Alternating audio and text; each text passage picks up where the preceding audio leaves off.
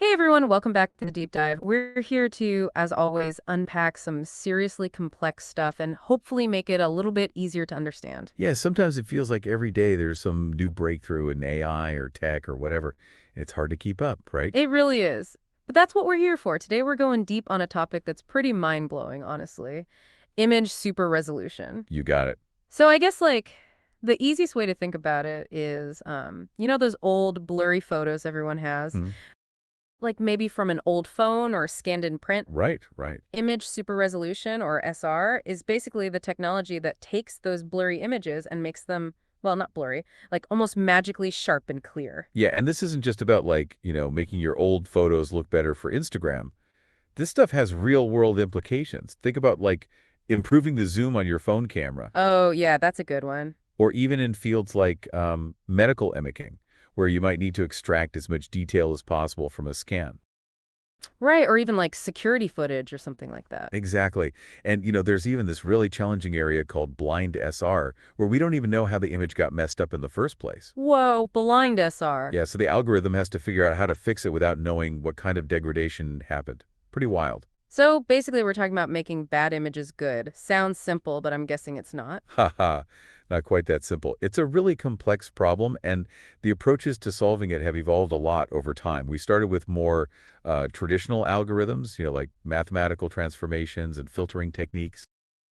Okay. But more recently, these things called diffusion models have kind of taken center stage. You've probably heard of them because they're also behind all those crazy AI-generated images that have been going around. Oh, yeah, those are everywhere. The ones where you can like type in a description and the AI creates a totally new image. Exactly those. And these diffusion models have shown incredible potential for SR too. They can often produce stunningly realistic, high-resolution images. So it's like they can imagine what the image should look like in high res based on the blurry version. In a way, yeah, it's like they're filling in the missing information in a really smart way.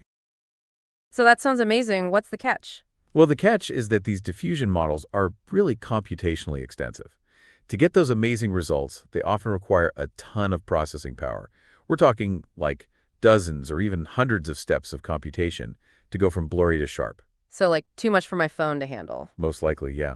Especially for real-time applications where you need the results quickly. That's been one of the big challenges with diffusion models, how to make them faster and more efficient without sacrificing quality. I see. So there's this trade-off. You want the amazing quality, but you also need it to be fast and not require a supercomputer. Right. And there have been some really cool attempts to address this. Like there's this method called SinSR, which aims for super fast, single-step restoration.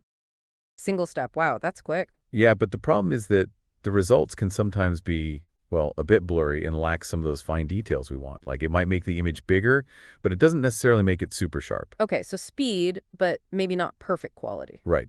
Then there's another approach called OSEDiff, which uses these incredibly powerful pre-trained text-to-image models to get faster, better-looking results. So they're using the same tech that powers those AI image generators for super resolution. Exactly. It's a clever way to leverage those existing models, but the problem is that these text-to-image models are massive. They require a ton of processing power and memory, and sometimes they can hallucinate details.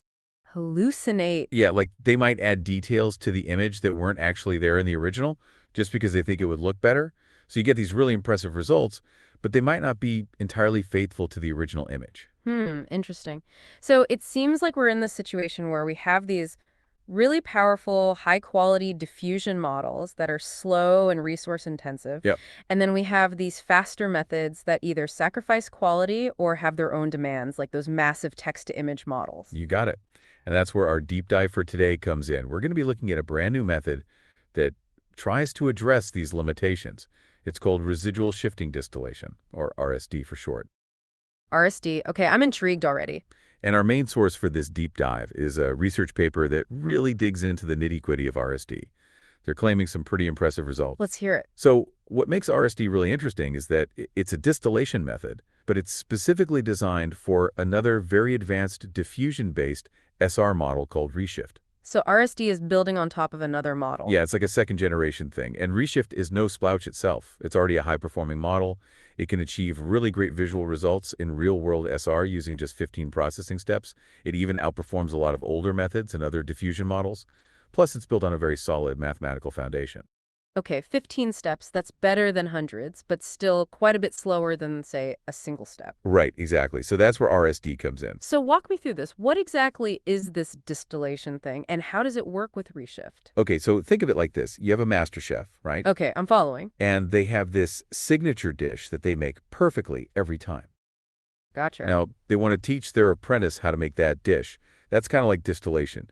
You're taking the knowledge and expertise of a large, complex model that's the master chef and transferring it to a smaller, more efficient model that's the apprentice. So in our case, ReShift is the master chef and RSD is the apprentice. Exactly. ReShift is the teacher network and RSD is the student network. I like that analogy. So the student is trying to learn from the teacher how to make this super resolution magic happen. Yep. But here's where RSD gets really clever. It's not just about having the student directly copy what the teacher does. Instead, RSD trains the student to generate images in a very specific way. It wants the student to create images that, if you then used those images to train a new ResShift model, they call it a fake ResShift model, that fake model would end up behaving almost exactly like the original powerful ResShift teacher. Whoa, that's trippy. So it's not just copying the output, it's learning to create data that would make another model behave like the teacher. Exactly. It's like instead of directly teaching the apprentice how to cook, the master chef is showing them a bunch of dishes and saying, okay, now figure out how to make something that would make me think you cooked it. That was a seriously clever approach. So it's learning to understand the essence of what makes the teacher's output so good, not just replicating it step by step. You got it. It's like learning to paint in the style of a master by studying their techniques, not just by tracing their lines. So what's the big advantage of this approach? Speed. RSD can achieve super resolution in just one step compared to ReShift's 15 steps. That's a huge jump in efficiency. Wow, single step super resolution. That's getting close to real time, right? Right, and the amazing thing is that this single-step restoration doesn't mean a huge drop in quality. When they compared RSD to SinSR, which also aims for single-step SR, they found that RSD produces significantly better perceptual quality. Perceptual Yeah, quality. that basically means how good the image looks to the human eye, like how realistic and detailed it is. Gotcha. And the research shows that RSD just blows SinSR out of the water in terms of perceptual quality. In figures 1 and 4 in the paper, they have these visual comparisons, and you can just see the difference. RSD produces much finer details, like textures and sharp edges. Oh, I gotta check those out. I'm always a sucker for a good before and after. Yeah, and they even use this metric called OSIQ, which gives you a numerical score for perceptual quality, and RSD scores much higher than SinSR. So it's not just subjective, they have the numbers to back it up. Exactly. Okay, so RSD is fast and produces great-looking images. But what about those text-to-image methods like OSEDiff? You said those also had good perceptual quality, but they were computationally expensive. Right. And this is where it gets really interesting. The research shows that RSD actually achieves competitive, and in some cases even better, perceptual quality than OSEDiff. So as good as or even better than those massive, powerful models. Yeah. And here's the kicker. It does this while maintaining better fidelity to the original low-resolution image. Fidelity. What does that mean in this context? Fidelity basically means how accurately the reconstructed image reflects the actual content of the original image, even with the increased resolution. It's like how much did the algorithm invent versus how much is actually there in the original, just sharper. Gotcha. So it's not just about making the image look good. It's about making sure it's still a faithful representation of the original. Precisely. And there are these metrics like PSNR and SSMM that are often used to measure fidelity. And the research shows that text-to-image models can sometimes score lower on these fidelity metrics because they might introduce details that weren't actually there. RSD, on the other hand, seems to strike a better balance between perceptual quality and fidelity. So it's not hallucinating details like those text-to-image models can sometimes do. Right, it's more careful about sticking to what's actually the original image. That makes sense. So better looking than SinSR and as good as or even better looking and more accurate than OSEDiff. That's pretty impressive. It really is. And then, of course, there's the computational cost. RSD is way more efficient than those massive text-to-image models. Similar to SinSR, it requires significantly fewer parameters, basically, fewer building blocks in the AI, and it uses way less DPU memory.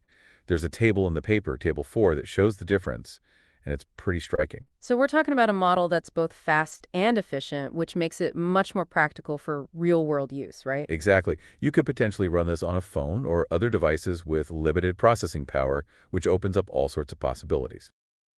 That's really cool. Okay, so we've talked about the what and the why of RSD. Now I'm curious about the how. Like, what's the secret sauce here? What are the key innovations that make all of this possible? All right, let's get into the nitty-gritty. So the foundation of RSD is based on some recent advances in something called image-to-image diffusion model distillation. Catchy name. Haha, yeah. But basically, it's about taking these really powerful diffusion models and making them more efficient. Now, the core innovation of RSD lies in this new objective function they came up with. It's equation 6 in the table if you want to check it out. I'll trust you on that one. Math is not my strong suit. No worries. But basically, this objective function is designed to make sure that the fake ReShift model, the one that's trained on the student's output, ends up being as close as possible to the original teacher ReShift model. So it's like setting a very specific goal for the student, make images that would fool another model into thinking you're the teacher. Exactly. It's all about making the student's output indistinguishable from the teacher's output, even though it's doing it in a much more efficient way. Pretty sneaky. And there's this really cool mathematical trick they use called proposition 3.1 in the paper that makes this whole thing actually work in practice. Okay, I'm definitely going to need to read that part a few times to wrap my head around it. Yeah, it's a bit technical, but the main takeaway is that it allows them to optimize this distillation process without having to do a ton of extra computation. Gotcha. So they found a clever shortcut to make this whole thing more efficient. Exactly. Now, there's one thing I'm pretty confused about. The paper talks about multi-step RSD training, but isn't the whole point of RSD that it's single step? Why would they need multiple steps during training? That's a great question. So even though RSD ultimately produces a single output for speed during inference, using multiple steps during training actually helps to improve the quality of that final output. It's like giving the student more practice, more opportunities to learn from the teacher. Okay, I'm starting to see it. By having the student network learn to approximate the data distributions at multiple intermediate points, multiple time steps within the diffusion process, it develops a more refined and robust mapping from low-res to high-res. It's like instead of just trying to hit the target in one shot, it's practicing hitting the target from different distances and angles. That's a great analogy. So the multi-step training is like a boot camp for the student model, making sure it really understands the process inside and out. Exactly. Now, the paper also mentions these things called supervised losses, specifically LPIPS loss and GAN loss. Can you explain what those are and how they fit into the whole picture? Absolutely. So these are additional ways to measure how well the student is doing and to guide its learning process. Think of them like extra feedback for the student. Okay. The LPIPS loss, which stands for Learned Perceptual Image Patch Similarity, is basically a way of comparing how similar the student's generated image is to the actual high-resolution ground truth image. But it does this in terms of perceptual similarity, meaning it's trying to measure how similar the images look to a human, not just how similar their pixel values are. So it's like, does this image actually look good and realistic, or is it just kind of blurry and weird? Exactly. And this LPIPS loss helps to make sure that the student is actually recovering those fine-grained details like textures and subtle structures that might get lost if it's just blindly copying the teacher's process. I see. So it's like a direct check on the visual quality of the output. Right. And then there's the GAN loss, which stands for Generative Adversarial Network Loss. This one is a bit more complex, but basically it's a way of making sure that the student's output looks like it actually came from the distribution of real high-resolution images. It's like saying, don't just generate any old image, generate an image that looks like a real photo. So it's like a quality control check to make sure the output is actually photorealistic. Exactly. And they do this using a clever trick with a fake ReShift model and a discriminator network, but we won't go into the details here. Fair enough. So we have this core distillation objective that's guiding the student to produce data that's aligned with the teacher's process.